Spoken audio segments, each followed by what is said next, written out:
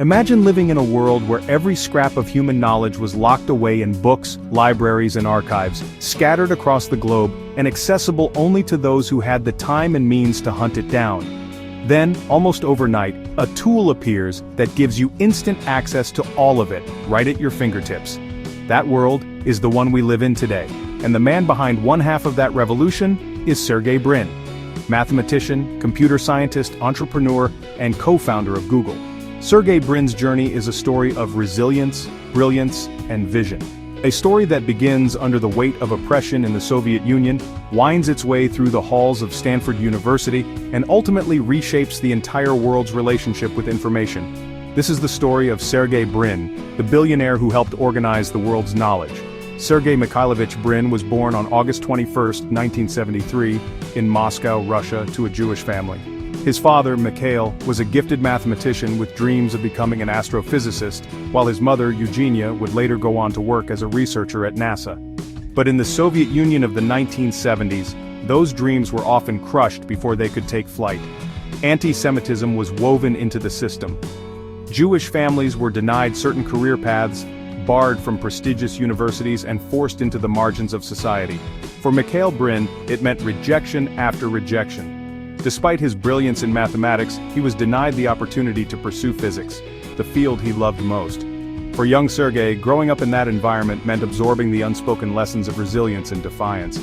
He was only 6 years old when his parents made the most important decision of their lives: to leave everything behind in search of freedom. Emigration from the Soviet Union wasn't simple. Jewish families faced harassment, discrimination, and endless bureaucracy. But in 1979, after years of waiting, the Brin family was granted permission to leave.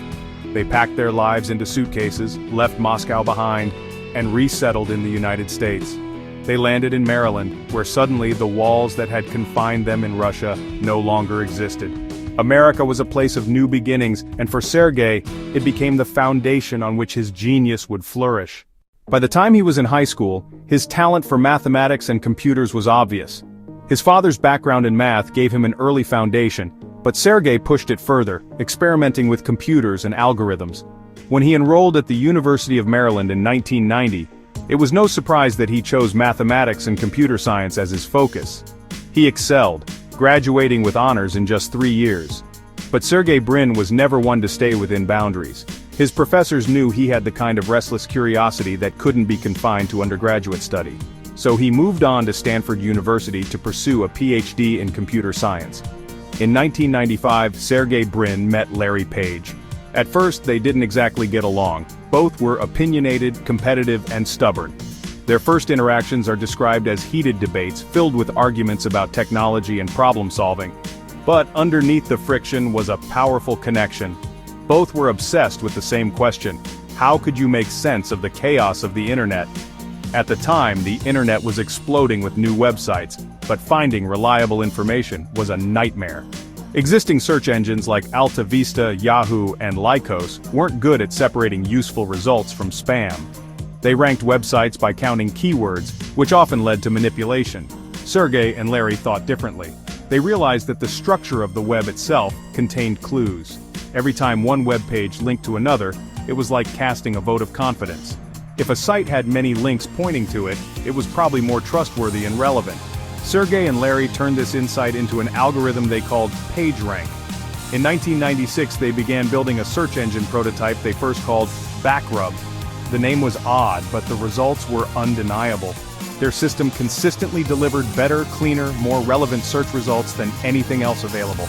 By 1998, they rebranded it as Google, a play on the word Google, which represents the number 1 followed by 100 zeros. It was the perfect name for a company whose mission was to organize an almost infinite amount of information. But brilliant algorithms alone weren't enough.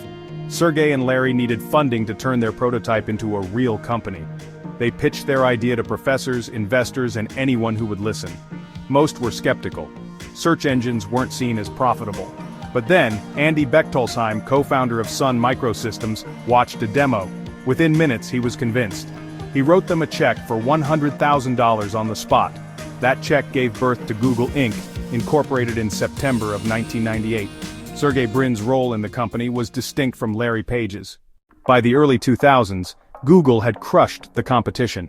Its minimalist homepage, just a logo and a search bar, seemed strange in an era when other portals were cluttered with news, weather, and ads.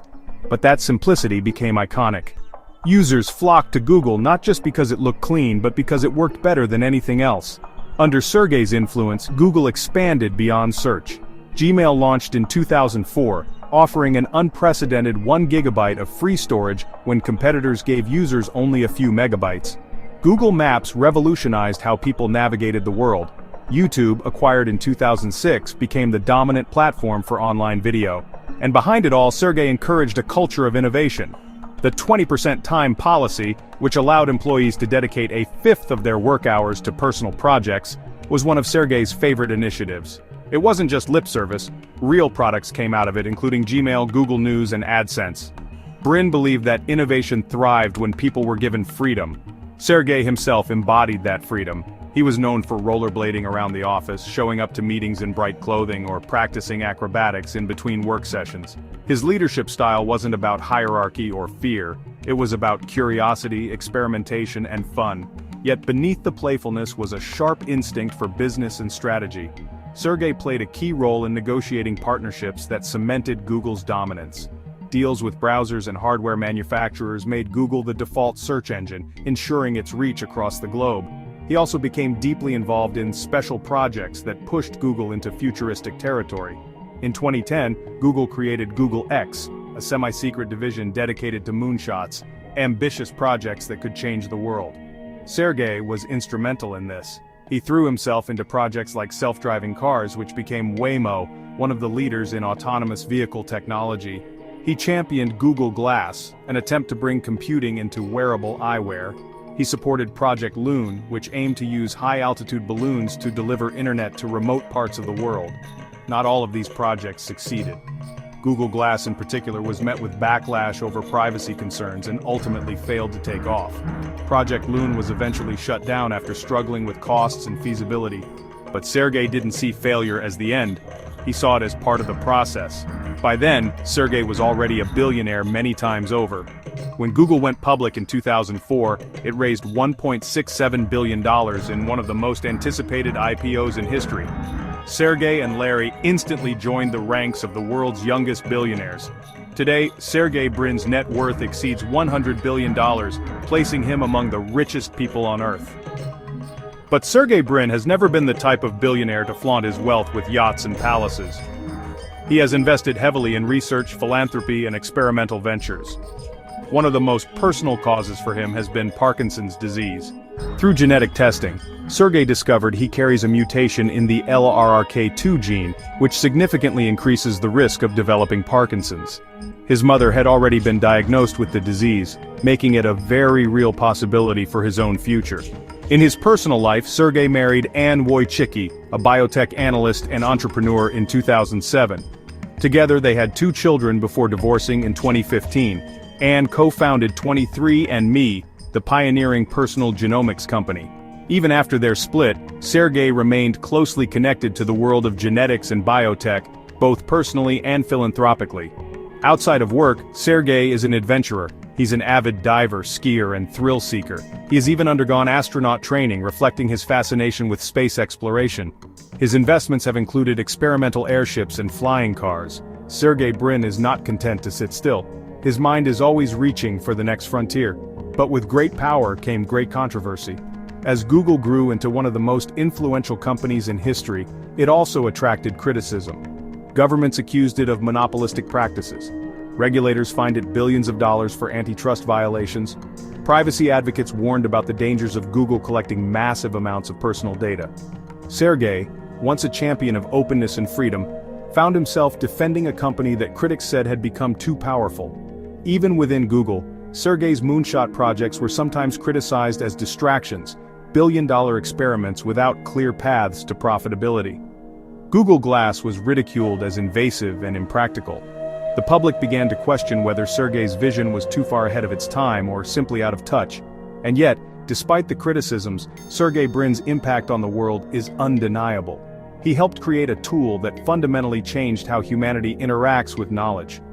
Google search didn't just improve the internet, it transformed the way we think. Questions that once took hours of research in libraries could now be answered in seconds.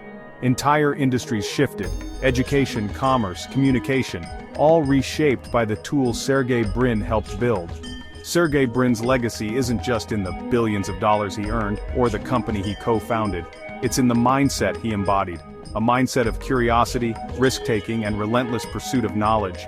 From escaping oppression as a child to reshaping global access to information to funding scientific research for the future, his story is one of resilience and impact.